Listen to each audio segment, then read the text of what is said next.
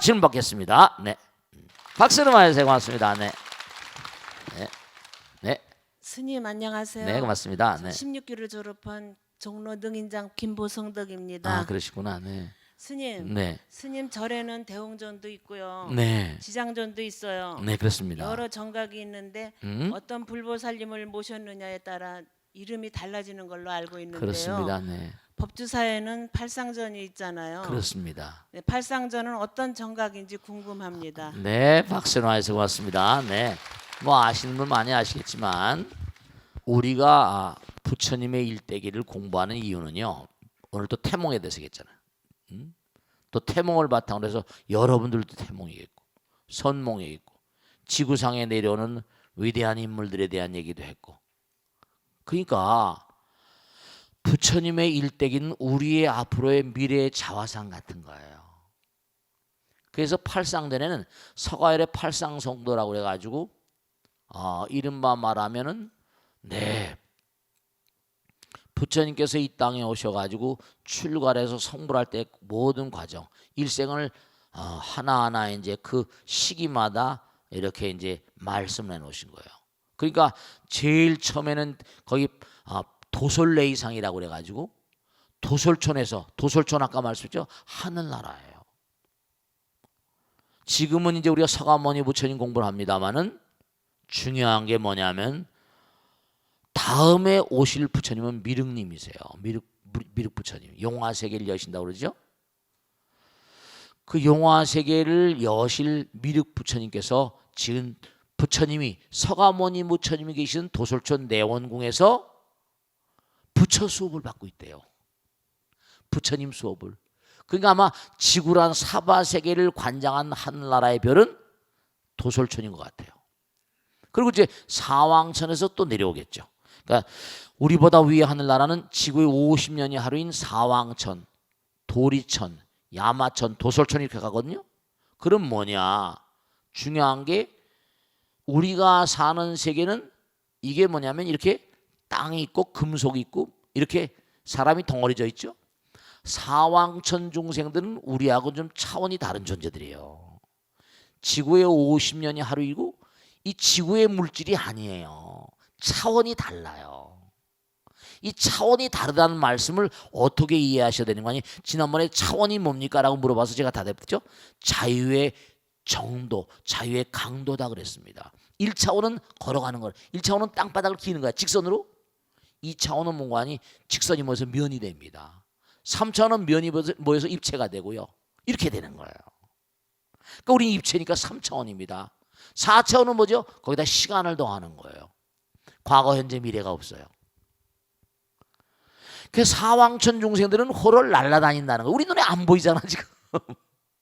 우리 눈에 안 보이잖아.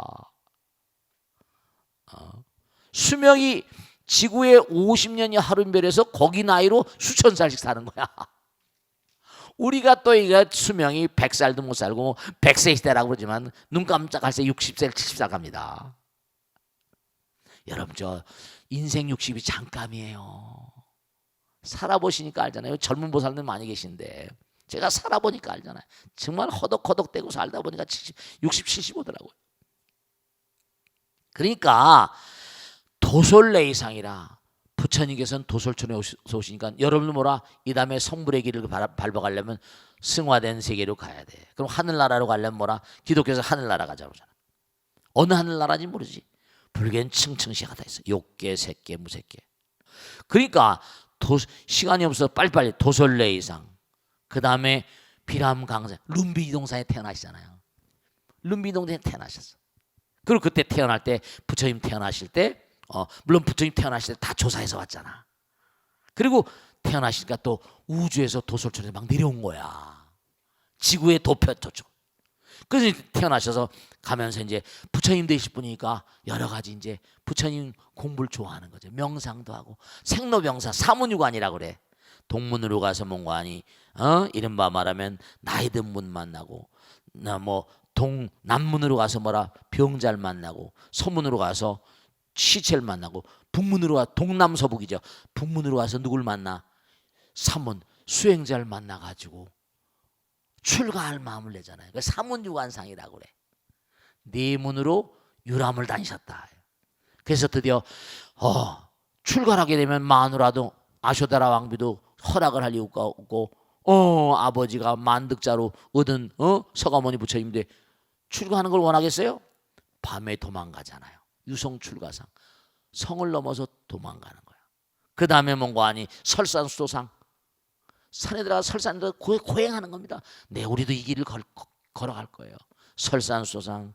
그 다음에 수화항마상. 마구니를 뭔가 항복받고 그 다음에 노건전법상 전법을 하는 거예요. 그 다음에 쌍림열반상. 그래가지고 팔상전에 서가일의 팔상성도라고 해서 부처님의 일대기, 우리의 일대기나 마찬가지야. 여러분이 내가 부처님이 아니라고 해서 태어났어요. 도솔촌이 아니라 태어났잖아. 그런 뭔가 아니 어디서 태어났건 간에 계속해서 세상을 보면서 공부를 하고 그 다음에 뭐라? 수행을 열심히 하고 마구니 항복받고 부처님 말씀 전달하고 그리고 이제 떠나가시잖아. 그러니까 부처님의 일대기와 같은 삶을 사시란 말이야. 그게 팔상전을 만드는 거예요. 너희도 매일매일 세속에 살면서 도솔촌에서 우선 오진 않았지만 과거생의 도솔촌인 줄 어떻게 알아요? 그러니까 똑같이 부처님과 같은 그런 삶을 살아라 하는 뜻이 거기에 담겨 있단 말이에요. 아시겠죠? 그러니까 공부 열심히 하고 정말 마구니 항복받고 법문을 열심히 펼치고 그리고 돌아가실 땐 정말 장엄한 모습으로 돌아가셔라 하는 게 팔상성도의 근본 뜻입니다. 아시겠죠? 자, 다음 질문 하겠습니다. 네, 박수로 맞으세요. 네. 안녕하십니까. 네. 60기 세대기 박성혜입니다. 네. 스님, 정멸보궁이라고 하는 사찰이 있잖아요. 네. 정멸보궁이 무슨 의미인지 궁금하고요. 네. 왜 정멸보궁에는 네. 부처님을 모시지 않는지도 궁금해서 네. 큰 스님의 설명을 청합니다. 네, 박수로 맞으세요. 고맙습니다. 네. 우선 정멸이란 뜻을 좀 아셔야 돼. 적적요의 본자인 적이란 말은 정말 고요하다는 뜻이거든요. 왜 고요한가? 멸. 모든 본뇌가 멸진됐다는 거예요. 모든 본뇌가 사라졌기 때문에 정말 어떻습니까? 이런 말씀이죠.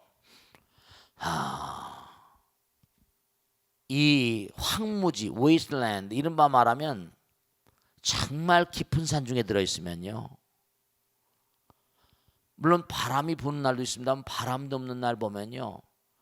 정말 조용해요. 토굴에 있다 보면. 그러면 주위가 조용하니까 마음도 조용하고 말이죠. 그 체험해보지 않으시면 잘 몰라요. 정멸이란 말은 정말 모든 본뇌가 다 타버리고 모든 본뇌는 욕망, 불꽃이잖아요. 욕망의 불꽃 그러잖아요. 불꽃이 다 타버렸어요. 땔감이 있으니까 타잖아요. 더 이상 땔감도 없는 거야. 욕망이 땔감 역할을 하는 거지. 본뇌가 다 타버리면 정말 정멸한. 그래서 부처님께서 이제 열반에도 두 가지가 있어요. 유여열반, 무여열반 그럽니다. 유여열반은 살아있을 때 부처님께서 살아있을 때 깨치셨잖아요. 30년, 29에 출가해서 6년 고행 끝에 깨치셨잖아요. 35세. 근데 중요한 게 뭐냐면 그러면서부터 이제 84까지 뭐 사셨다 이럽니다. 그러면 그동안에 뭔가 아니 깨치셨지만 깨달으셨지만 길을 가다가 가시가 찔리면 아야야 하잖아요. 아직 고통을 받을 몸이 남아있는 거예요. 그럴 땐 유혈반 아직 뭔가 남아있다. 허리도 아프시고. 왜냐? 전생의 업장이 몸으로 지은 업장 같은 게 있잖아요. 그게 다 이제 그렇게 소멸돼서 수명이 끝나서 돌아가시면 그 다음엔 무여열반이라고 그래. 무여열반 완전히 정멸. 그런 경계점. 마음은 살아있을 때도 정멸이지만 그래서 돌아가시면 이제 이른바 말하면 부처님의 진신살이 우리 법당에도 있습니다. 제가 이 대불님 이제 봐서 적당한 시기 할 때겠지만 스리랑카의 최대 사찰, 스리랑카에서 가장 부처님께서 스리랑카 스님들이 스리랑카로 갔던 스님들이 부처님의 진신살을 가지고 와서 만든 사찰에서 제가 거기서 뭐 대가를 드리고선 이렇게 진신살을 모셔왔어요. 다음에 이제 대불님에 모실 거예요. 내년 봄에 나온 제쯤 해가지고 진신살을 모셔왔어요. 그러니까 이 부처님의 이른바 우리가 말하는 화장이지. 부처님의 장례를 치고 나니까 8섬 너말에 이른바 이른바 뭐예요? 사리가 나온 거야. 이 사리에 대해서 또 이제 다음에 말씀드릴 시간이 있겠지만 사리는 정말 수행의 결정체거든요. 몸에서 나오는 구슬이야. 조그만 구슬들. 구슬입니다. 진짜 구슬 같아. 왜냐면 막 타다 보니까 타지 않고 화라로는 타오래 타지 않고 그게 수행의 결정체처럼 보석이 나오는 겁니다. 보석이 나오는 수행 결정체. 그러니까 정멸복은 뭐냐면 신라시대 때 자장 스님께서 중국에 갔다가 사리를 얻어온 거예요. 사리를 얻어온 거야. 그러니까 자장 스님이 딱 미래를 내다보신 거죠. 저 먼 미래 우리 후예들이 이곳에 와서 열심히 기도해서 영원의 길을 가도록 하라. 그래가지고 저기 꼭대기 뭐죠? 설악산 뭐라? 봉정암. 올라가기 힘들잖아요, 그죠? 근데 기도하고 오면 너무 좋잖아요. 설악산 봉정암, 오대산 뭐라? 상원사. 그다음 뭐라? 사자산 법풍사. 그지? 태백산 정암사. 또 어디지? 그다음에 저 통도사. 또 있나? 그 정도지, 그지? 그래가지고 그 사리를 다 이렇게 놓아가지고 그렇게 이제 정멸보궁을 만드신 거예요. 그러니까 부처님이 진신사리가 계시니까 뭐라? 부처님 뭐라? 직접 모실 필요가 없잖아요. 부처님 진신이니까. 그 사리를 모시고 와서 그렇게 정멸보궁을 만드신 거예요. 근데 그 당시에 부처님 돌아가시니까 하늘나라에서 와서도 사리를 얻어갔다는 거예요. 하늘나라에도 정멸보궁이 있답니다. 하늘나라에도. 자, 그 다음에 익명 게시판 하겠습니다. 스님, 저는 6살 된 딸이 있는 6살이야. 평범한 아빠입니다. 아이가 태어나고 말문을 열고 아장아장 걸음을 걷고 이제는 제법 의젓하게 자기 의사 표현도 하고 아이가 자라는 모습을 지켜보는 것만으로도 가슴 벅차게 행복하다는 걸 매일매일 실감하고 있습니다. 정말 이쁘겠네요. 그죠? 네. 물론 말썽도 피우고 떼를 쓰기도 하지만 애가 꼬마들이 자란 거 얼마나 이뻐요. 그래 안 그래요? 정말 이쁘잖아. 여러분 배로 나서 이렇게 이쁜 게 나왔나 싶잖아. 물론 가다 속색이지만 말이야. 말썽도 피우고 떼를 쓰기도 하지만 아이로 인해 행복할 때가 더 많습니다. 그런데 요즘 아이 때문에 부쩍 아내와의 다툼이 잦습니다. 뭔가 제가 아내와 싸우는 가장 큰 이유는 아이의 양육 방식과 교육 때문입니다. 아내는 이제 겨우 유치원 다니는 아이를 두고 피아노 학원도 보내고 미술 학원도 보내고 발레 학원도 보냅니다. 이것도 문제네요. 그죠? 영어는 어린이집에서 특별활동으로 배우고 있지만 거기에 만족하지 못해서 갖가지 영어책을 사들이고 아이에게 스트레스를 주고 있습니다.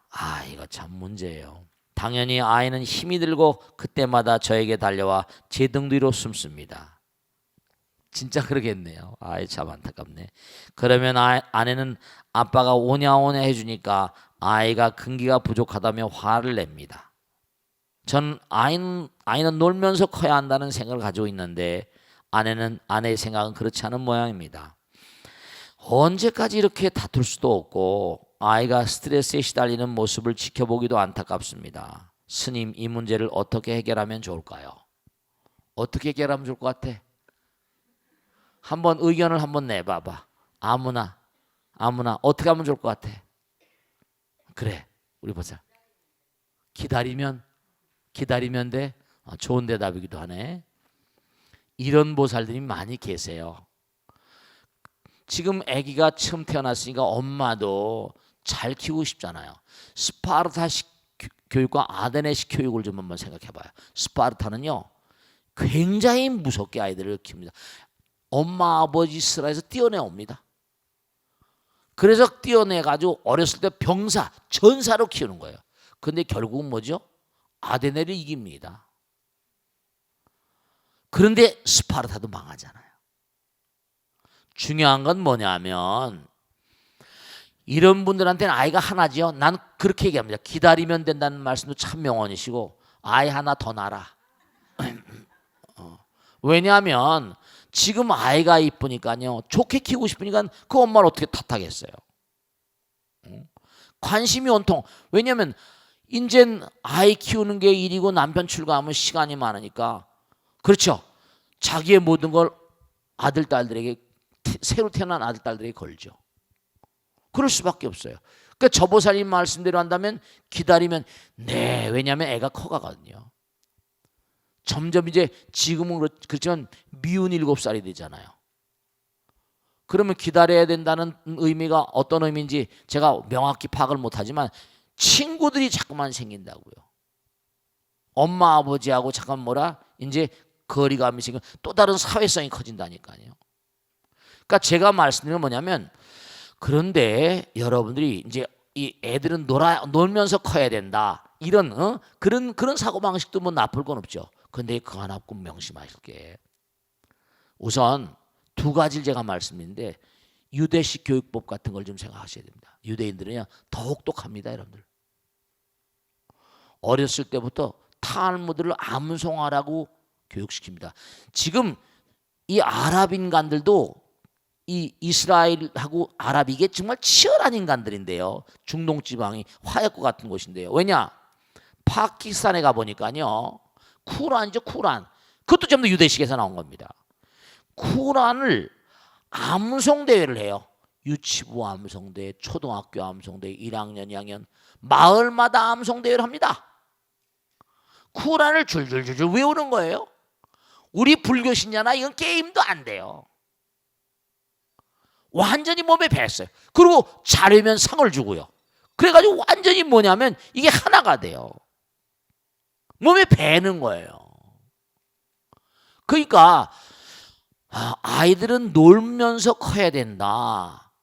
그것도 뭐 틀린 얘기는 아니지만 이제 스트레스를 받는 것 같으니까. 그래서 제가 하나 당부드리고 싶은 건 뭐냐면, 같이 아이가 스트레스 안 받게끔 말이죠. 그 시간을 유용하게, 그렇잖아요. 아가 다르고 어가 다르잖아요. 힘들게 하지 말고 아빠도 같이 피아노 쳐주면서 피아노가 즐겁다는 거. 인생 살아가다가 그 유명한 얘기, 하우스 저 뭡니까, 그 하이젠베르크도 마찬가지고. 보세요, 아인슈타인은 바이올리니스트입니다. 아시겠죠? 하이젠베르크 사람은 피아니스트예요. 탁월한 그런 인물들은 거기가 다 악기를 다룰 줄 압니다, 어렸을 때. 왜냐하면 이른바 말하면 진동, 그런 게 있어요. 여러분, 지금도 중요한 거지만 음악이라거나 예술 같은 건요 자연의 리듬이에요. 그리고 점점 집중력을 요합니다. 피아노를 치려면 집중하지 않고 피아노를 칠 수 있어요? 근데 어렸을 때 피아노 친다, 나는 나쁠 게 없다고 봅니다. 근데 절대로 음악은 즐겁게 하는 거잖아요. 음악은 즐겁게 하는 거잖아요. 근데 이 아이가 재능이 있는지 그건 잘 모르겠어요. 근데 재능이 있든 없든 간에 음악을 가까이 하는 건 좋은 거예요. 그리고 또 무슨 미술학원, 엄마도 여러 가지 생각해서 어디서 공부한 게 있었을 거 아니겠어요. 네, 다만 뭔가 다 좋은데 아이들이 스트레스를 느끼지 않게 즐겁게 아빠도 같이 그림 그리고, 좀 아빠 엄마가 이 막 시키는 식이 아니라 같이 즐기는 식으로 공동체처럼 그렇게 아이 놀아야 된다, 이것도 올바른 사고방식은 아닙니다, 여러분. 유대인들은 애들이 뱃속에 있을 때 공부시키잖아요. 뱃속에 있을 때 아이들에게 탈무드와 토라를 읽어주지 않는 부모는 유대인의 부모 아니래요. 뱃속에 있을 때부터 공부시킵니다. 나와서 엉금엉금 기어다닐 때부터 책에다, 성경에다 꿀물을 묻혀놓고 꿀을 핥으면서 책은 단 것이다, 이렇게 가르칩니다. 그런데 문제는 걔는 자발적으로 그렇게들 유도하는 거죠. 유도하는, 스트레스 받게 하는 게 아니라 유도해야 됩니다. 억지로 시키지 말고. 그러면 오히려 오래 가다 보면 진력이 나서 오히려 트라우마가 생기죠. 싫어합니다. 그러니까 절대로 뭐냐면 이른바 말하면 놀면서 커야 된다, 이것도 올바르지 않습니다. 왜냐? 어떻게 보면 즐거움, 피아노나 미술 같은 건 즐거움, 예술이잖아요. 영어 같은 것도 뭐냐면 즐겁게 할 수 있거든요. 즐겁게. 아빠가 말이죠, 이거 뭐지? 푹 하면서 뭔거 아니에요. 하나씩 뭔가 얘기할 때마다 아이고 잘했다 박수 쳐주고 말이죠. 얼마나 즐겁게 할 수 있어요. 피아노 치는 걸 보면서 야, 너 정말로 이 다음에 커서 피아니스트 되겠다. 말 한마디로. 유명한 솔 벨로우, 유명한 노벨상 수상자입니다. 미국이 나온 노벨상 수상자입니다. 솔 벨로우가 유대인입니다. 이 사람이 여러분 중요한 겁니다. 어렸을 때 시나고그 이른바 학교에 다닐 때 교회 학교에 다닐 때 선생님이 글짓기를 해오라고 그랬어요. 글짓기를 해오라고 그랬는데 이른바 말하면 글짓기를 딱 해갔더니 선생님이 딱 읽어보더니 야, 너 노벨상감이다. 얘가 노벨상이 뭔 줄 압니까? 유치원 아이한테. 그러니까 딱 듣는 순간에 아, 나는 노벨상을 받아야 되나 보다. 그런 생각이 들더라는 거 아니에요? 그 글을 계속 써가면서 뭔가 하니 결국 노벨상을 받고 난 다음에 뭐라고 하니 자기 소감문에 뭐라는 거 하니 유치원 선생이 예언한 대로 실현되었습니다. 이랬다니까요. 스트레스 주면서 할 게 아니라 아이들에게 뭔가 하니 예수는 아름다운 거니까. 야, 너 정말 피아니스트, 너 이 다음에 커서 피아니스트 될 것 같아. 네. 너 그림 정말 잘 그린다. 못 그리더라도 자꾸만 북돋아주면요 스트레스가 잘한다 잘하면 더 잘하죠. 네, 그래요. 영어 같은 것도 뭘 얼마나 잘하겠습니까? 너 발음이 좋은데 이래가면서 말이죠. 즐겁게 공부를 즐겁게 시켜요. 즐겁게. 꼭 당부드리겠는데 그러니까 싸우고 자시고 할 게 아니라 즐거우면 되잖아요. 피아노 치는 것도 즐거우면 되잖아. 그리는 것도 즐거우면 되잖아. 그럼 되지 뭘 그래. 영어 배우는 것도 즐거우면 되잖아. 다만 뭔가 아니 네 여러분 지나고 보면 엄마가 저렇게 무섭게 굴었다. 저는 강남의 엄마들을 30년 살았잖아요. 근데 강남 엄마들의 특징이 있고 강남이 계속 달려가는 게 장난이 아니에요. 그러니까 대치동에 있는 학원 원장들 지금 대를 바꿔서 계속 바뀝니다만 아는 사람들 수태 많고 돈 번 친구도 수도 없이 많고 메가스타에서부터 돈 번 친구는 수도 없이 많고 근데 강남이란 특수성이 있어요. 그러니까 서울대학교를 제일 많이 일하고 뭐 학군 아무리 해도 강남 엄마들 아들 딸들이 많이 들어갈 겁니다. 무섭거든요. 어렸을 때부터 스파르타시고. 그러니까 중요한 건 뭐냐면 이게 뒷심이 있고 끝이 힘이 계속 받쳐야 되는데 그게 이제 좀 문제긴 합니다만은 어쨌거나 간에 놀 땐 놀고 절대로 스트레스 받으면서 하면 오래 못 갑니다. 뒷심이 약해요. 그러니까 잘 나가다가 뒷심이 약해서 무너지는 게 이제 또 문제긴 하지만 말씀입니다. 아시겠죠? 자, 질문 받겠습니다. 네, 누가 질문하시나? 박수로 맞으세요. 네. 저 보살님이에요. 네. 네. 저는 59기 곽공덕문입니다. 네, 고맙습니다. 스님, 네. 도반님들과 이렇게 얘기하다 보면 네. 저도 그렇고 계절이 바뀌면서 네네. 이렇게 부쩍 인생이 뭔가 싶고 외로울 때가 많다고 하더라고요. 남편과 아이들이 평소와 크게 다른 것도 아닌데 말 한마디 태도에 태도 하나 이렇게 서운할 때도 많고요. 네. 스님도 혹시 그런 때가 있으신지 궁금하고요. 네. 이 가을에 어떻게 마음을 다스려야 할지 네. 말씀 청합니다. 네, 박수로 말씀하셨습니다. 자, 이 방송을 보시는 분들도 꼭 명심을 하세요. 가을은 조락의 계절이라고 하니까 낙엽이 자꾸만 떨어지잖아요. 지난번에 법수사 갔다 올 때 보니까 낙엽이 아주 단풍이 아름답게 졌대요. 점점 더 이제 마지막 이제 향연처럼 단풍이 아주 아름답게 들고 다 떨어질 거예요. 낙엽이 지는 걸 보면 사람도 낙엽 따라 몰아 가버린 사랑 뭐 이러면서 말이죠.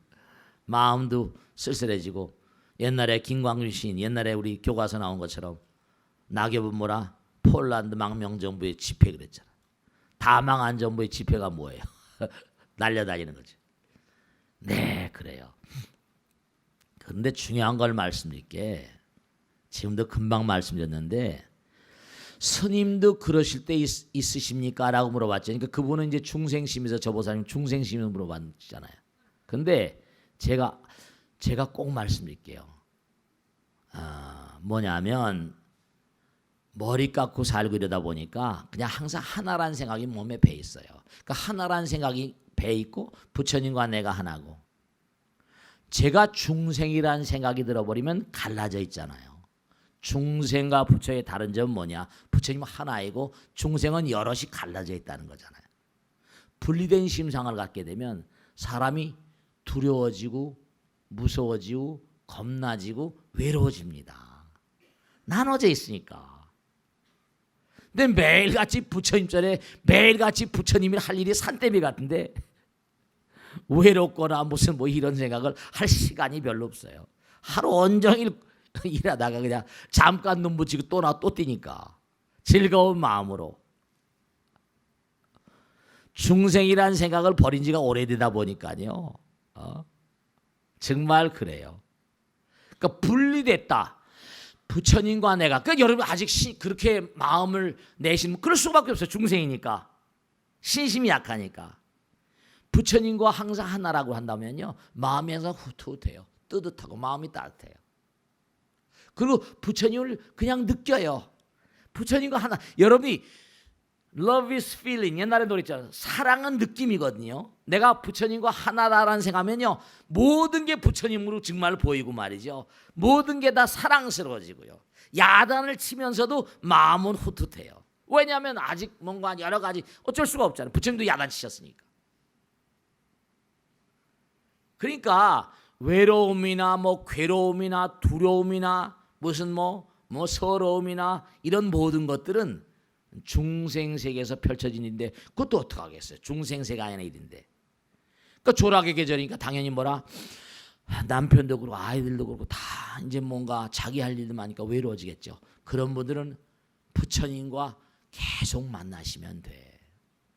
기도하시고 경전 자꾸만 독송하시고 사경하시고 부처님 말씀 들으시고 벚꽃대통 열심히 보고 정말이에요. 그리고 정말 부처님과 정말로요. 부처님과 하나라는 마음을 가지시면요. 부처님에 대한 느낌이 유달라져요. 부처님을 느끼게 돼 있어요. 너 자신을 알라 그러잖아요. 부처님을 느끼게 돼 있어요. 체험하게 돼 있어요. 많은 사람들이 뭐 영험이다 무슨 뭐 많은 사람이 뭐 신비 체험이다 별의별 얘기 다 하는데 원래 그거는 본래 있는 거예요. 우리 본질이 부처님이니까 우리 본래 열반이에요. 고진멸도라는 것도 정견, 정사, 정어, 정업, 정명, 정정진, 정념, 정정 그렇게 나가면 저절로 뭐라? 부처님과 하나가 되니까 그렇게 살라고 하는 것인데 마음 가운데 항상 부처님과 그저 노는 후에 염불 하시고요. 몸이 좀 갑갑하면 108배 절하시고요. 부처님 말씀 들으시고요. 흥얼흥얼 뭐 부담감 느끼고 그러지 마시고 흥얼흥얼 염불하시고 앉으면 또 이목구 하시든지 즐거운 마음으로 매사에 즐거운 마음으로 꼭 당부드리겠는데 외로워하지 마세요. 아직 공부가 덜 돼서 그래요. 공부가 덜 돼서. 그런 분들은 아직 뭔가 아니 뭘 몰라서 그래요. 약간 쪼다스러워서 그렇습니다. 기도를 열심히 하시고 그 악을 쓰고 제가 체험하고 살잖아요. 열심히 기도하시고 그냥 스님이 시킨 대로 부처님 시킨 대로만 살아봐요. 그러니까 하나 마지막으로 말씀드릴게요. 반야식에 의반야바람이 있다. 고심무가에 무가에고 무유공포 원리전도몽상 두려움 외로움이 없는 거예요. 부처님과 함께라면 아시겠죠? 자 다음 주 뵙겠습니다. 네. 박수로 맞으세요. 네. 네네. 안녕하십니까. 네. 저는 능인불교대학 33기 분당 오지역 네. 능인등 김법행아입니다. 고맙습니다. 네, 감사합니다. 열심히 고생하세요. 네. 네. 스님, 네네. 부처님법을 공부하면서부터는요. 네. 사는 동안 열심히 살자. 네. 이런 마음으로 살고 있습니다. 네. 그런데 가끔씩 네. 과거 후회되는 일들이 불쑥 밀려오고요. 네네. 미래에 대한 두려움이 문득 몰려올 때가 있어요. 네, 그렇습니다. 네, 그럴 수 있죠. 그렇게 후회나 두려움이 네. 몰려올 때는 어떻게 해야 됩니까? 네, 좋은 질문이세요. 박수를 맞으세요. 누구나 다 그렇습니다. 자, 부처님 경전에 나온 거 한 말씀께. 부처님 제자 가운데 마하나마라고 있었어요. 부처님 제자인데도 마하나마가 이제 죽습니다. 임종이 가까웠어요. 그 마하나마가 이제 뭔가 하니 자기 제자니까 부처님께서 마하나마의 침상 곁으로 가셨어요. 그때 마하나마가 부처님께 말씀하십니다. 세존이시여, 제가 죽음에 임박하니까 두렵습니다. 살아온 날도 후회스러운 일도 너무 많고 이제 떠나게 되면 과연 내가 어디로 갈까 두렵기도 하고요. 세존이시여, 이 마음의 두려움을 좀 거둬주소서. 이렇게 부처님께 얘기를 합니다.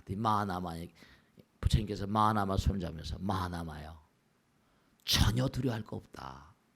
너는 내가 지금까지 봐오건대 너무 열심히 살았고 지금도 뭔가 하니 마음 가운데 부처님 모시고 살고 그리고 내가 살아있는 날까지 항상 부처님을 등지지 않을 것이니까 지나온 날이나 지금이나 미래나 항상 부처님과 더불어 갈 테니 갈 곳이 어디겠냐.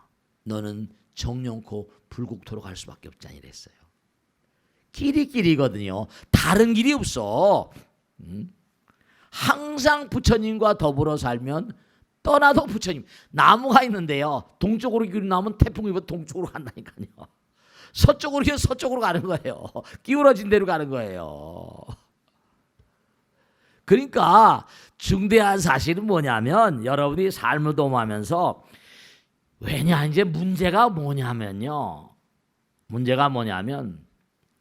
아까도 말씀드렸는데 여러분들이 정말 안타까운 게 뭐냐면 뭐 그럴 수밖에 없습니다. 왜냐면 눈앞에 보이는 게 다니까. 그 들리는 게 다고 하니까. 그리고 세상이 온통 다 이제 범부 중생들의 세간이잖아요. 제가 참 말씀이죠.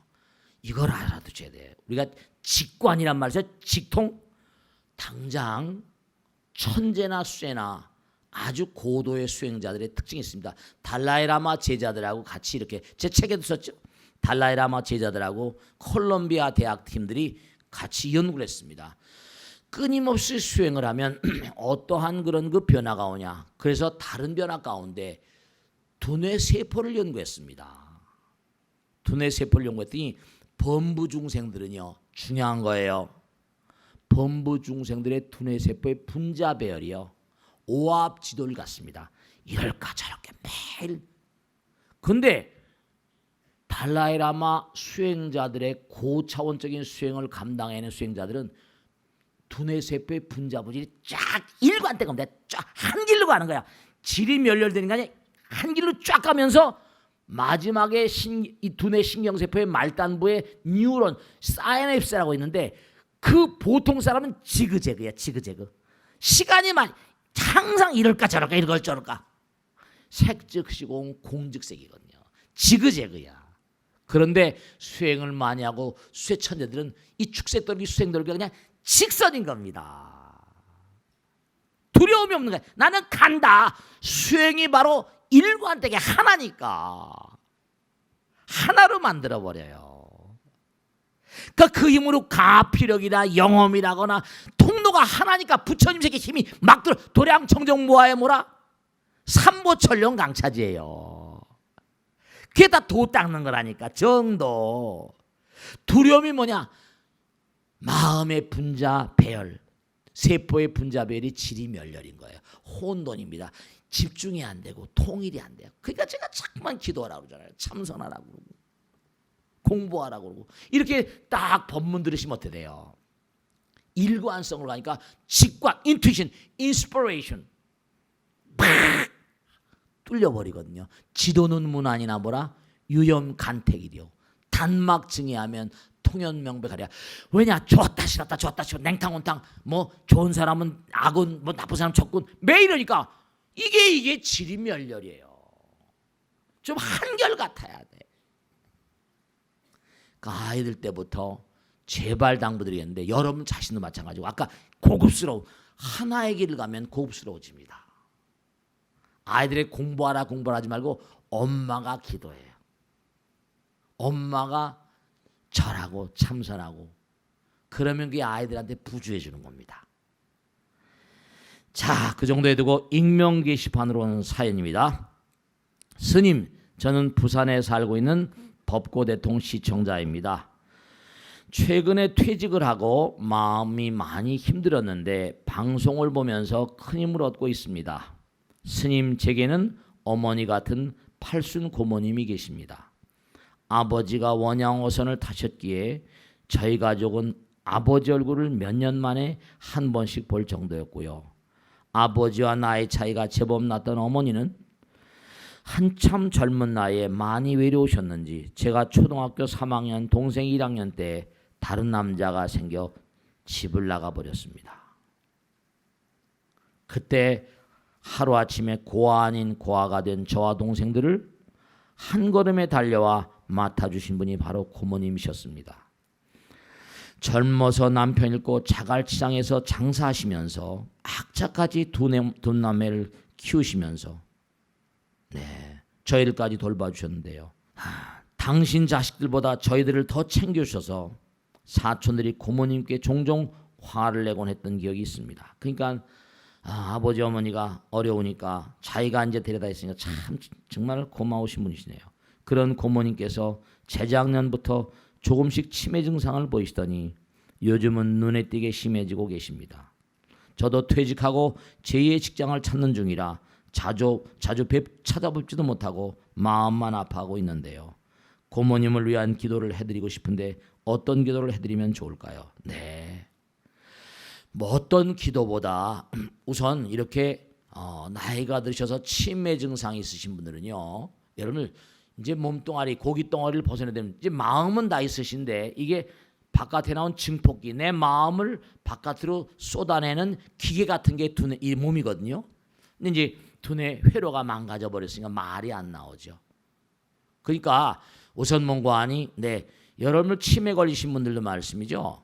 뭔가 마음 가운데 어떤 그런 하나의 세계, 손을 꼭 잡고 자꾸만 우선 뭐 다른 거 어렵게 생각하지 말고 이렇게 착하게 사셨으니까 분명히 좋은 데로 가실 거예요. 너무 걱정하지 마시고 이런 분들은 자꾸만 방에다가 나무 아미타불 연불이라도 지장보살 연불이라도 계속 잔잔하게 계속 틀어주세요. 잔잔하게. 제가 치매 압구정동 살던 할머니 보살님인데 계속 치매가 끼게 심해가지고 그래도 좀 알아보고 하더니 참전 치매기가 심해서 못 알아보는 거예요. 근데도 뭐라? 그래서 제가 방 안에다 나무 아미타불 연불을 꼭 틀어드리라고 했더니 그걸 틀어놓고 있으면요 눈물을 줄줄 흘리신대요. 알아듣는 거야. 아는 거예요. 일생 동안 경건하게 사셨으니까. 계속 스님 우리 어머니가요 이상하게 연불만 틀어놓으면 울어요. 네, 그럼요. 계속 틀어주시고 연불을 계속 틀어주시고 들어가서 항상 뭐냐면 또 하나 돌아가실 때, 왜냐하면 세속에 사는 분들은 마음 가운데 신심이 돈독하지 못하니까 그래도 심떡이 좋으신 분이에요. 정말 좋으신 데로 가실 거예요. 그러니까 가서 시간 날 때마다 무슨 기도를 꼭 뭐 이렇게 좋은 기도를 내가 열심히 하는 것도 그렇지만 항상 마음 가운데 그렇죠. 공명이라는 게 있어요. 돌아가시는 분들 주변에 계신 분들에서 같이 이른바 동음창화라고 그래서 연불하잖아요. 우리 고모님 정말 좋은 데로 가시기를 나무 아미타불 자꾸만 기도하면 공명이 되시는데요. 여러분 예전에 성수대교 같은 거 있죠? 옛날에 마찬가지입니다. 왜냐하면 이게 이 공명의 원리를 꼭 알고 계셔야 돼요. 이 중요한 게 있습니다. 우리가 생각할 게 있는데요. 이게 참 묘한 게 있어요. 옛날에 입사리 보살이란 말 들어보셨어요? 입사리 보살 들어봤어요? 옛날에 그러시는 입사리 보살이라고 했어요. 정말로 그 집은 잘 될 거야. 분명히 잘 됩니다. 그 집구석 잘 되나 봐라. 절대로 안 됩니다. 왜냐하면 마음은 말이죠. 마음은 resonance. 이게 사실은 아까 성수대교 얘기했죠. 왜냐? 그 총수도 지금 어디 가서 뭘 하신 거지만 많은 사람들이 뭐 바람쟁이라고 막 그런 데다가 그게 여러 가지로 이 우주에 도리가 있습니다, 여러분들. 왜냐하면 우선 전혀 아무리 공법적으로 구조공법으로 다 뭘 뭔가 이렇게 조사를 해서 완전하게 안전하게 했다고 칩시다. 왜냐? 바람이라는 건요, 파동이라는 건요, 허공의 돌이기 때문에 우리가 주풍신 중 주공신, 주방신 중 주야신 그러잖아요. 이 달이라는 건요, 이른바 말하면 바다, 이 강물, 또 자동차가 달리잖아요. 자동차가 달리면 자동차에 갈 때 어떻게 돼요? 힘이 있잖아요. 그러면 그런 것으로는 파동, 또 사람이 걸어갈 때 뭐 여러 가지, 거기다 돌풍, 이게 어떤 순간에 하나 탁 뭉쳐지면 뭐라? 거대한 파동에 대해서 공동으로 공명을 해버립니다. 그런 건 견뎌낼 수가 없어요. 그러니까 여러분이 꼭 당부드리겠는데, 잘 되는 집안이 왜 잘 되는 거 아니에요? 잘 된다 잘 되면 더 잘 된다 그러잖아요. 잘 된다 잘 되다. 아이들도요, 자꾸만 꾸지람만 하지 마시고 남편이나 아내에게 자꾸만 못한다 그러죠. 잘 된다 하면 뭐라? 더욱더 열심히. 칭찬은 뭐라? 고래도 춤추게 합니다. 마찬가지로 이렇게 고모님이 그러시면 자꾸만 손을 가만히 잡고, 고모님 나무아미탑을 많이 들으셨죠? 계속 그 방에 나무아미탑을 들어주시고요. 그 다음에 뭐냐면 향이라도 계속 펴놓으시고, 중요한 건 자꾸만 이렇게 그 방 안에 자꾸만 하다 보면, 일일이 참 짧은 시간에 다 말씀 못 드리지만 여기 아시는 분 계실 거예요. 제가 서초동에 처음 왔을 때 최명경화라는 보살이 계셨어요. 저보다 나이가 한 몇십 살 더 위신 할머니 보살님이세요. 이 보살님은 공양주 뭐 월급을 줘도 안 받고 그냥 아침에 일찍 출근해가지고 제밥 빨래 해주라고 정신없고, 봉정암 올라갈 때 내진까지 다 챙겨 짊어가지고 말이죠. 그냥 대단한 보살님이셨어요. 역삼동 사이에 아들이 건축업을 했었는데, 근데 제가 지방에 어디 일을 보서 가는데 뭐냐면 이게 계속 전화가 들었는데 우리 어머니 돌아가셨다고 하는데, 제가 시간이 없어가지고 거기서 일 보다 보니까 늦게 갔더니 얼굴이 막 찡그렸. 참 늦게 막 도착해서 서울 올라오자마자 근데 얼굴이 일그러셨다고요. 그러니까 참 연불도 중요한 거야. 명경아, 오늘 내가 바빴다. 정말 미안하다. 저를 그렇게 불렀답니다. 지광스님 계속 입으로 지광스님 연불하듯이. 미안하다, 미안해. 내가 지금 지방에서 오는 길이야. 알았지? 미안하다. 그랬더니 오이보살님이 사실 딱 돌아가신 다음에 얼굴이 굳어지면 펴지지 않습니다. 근데 이 보살님이 저를 아니까 얼굴이 돌아가시고 숨이 넘어갔는데도 얼굴이 펴지시는 거예요. 마음이 쫙 돌아오니까 여러분들이요, 법당에서도 가끔 그런 말씀하시네요. 스님, 오늘 법당에서 이상한 향기가 났어요. 도대체 향기 냄새, 향내를 여러분 이걸 하셔야 됩니다. 개향, 정향, 해향, 개를 잘 지키면 몸에서 향기가 나와요. 기도 열심히 하면 몸에서 향기가 나옵니다. 열심히 공부하면 분위기가 달라지고요. 그분이 어떻게 사셨는가? 우리는 냄새를 못 맡지만 다 아세요. 근데 제가 선명하게 지금도 기억한 게, 방 안에 점점 이상한 향기가 쫙 풍기더라고요. 불광동에 계신 할머니도 그분 일생동 기도 유사한 향기가 방 안에 전저저저. 명경아, 좋은 분들 오셨다. 이제 명경아 모살 모시고 가려 했더니 얼굴이 점점 펴지더라고요. 느끼는 거예요. 그렇게 열심히 사셨는데, 그러니까 중요한 거는 임종일념이라고 그래서 임종 때 이거 마음을 펴드리는 게 정말 중요하다는 걸 절감했습니다. 임종일념이거든요. 공덕을 열심히 짓고도 한순간 삥끗해버리면 뭐라? 이게 잘못될 수 있어요. 그러니까 오늘 영가님들도 정말 여러분의 정성스님의 감부를 하실 거예요. 원격 감무, 심신감무 불화, 부처님 말씀에 심신감무이 불화 영양상동이라. 여러분이 이렇게 열심히 올린 제사는 허망하지 않다. 감흥을 하게 되는 겁니다. 전부 다 여러분이 영혼의 세계, 영양상종이라 그림자와도 같이 메아리와도 같이 전부 다 응답을 다 하신다는 거예요. 공덕이 숭해집니다. 열심히 정진하시고 자 오늘 나머지 제사들 오후 제사 잘 봉행하시겠죠? 자 오늘 소문도 마치겠습니다. 대단히 감사합니다. 수고했습니다. 네, 마치겠습니다.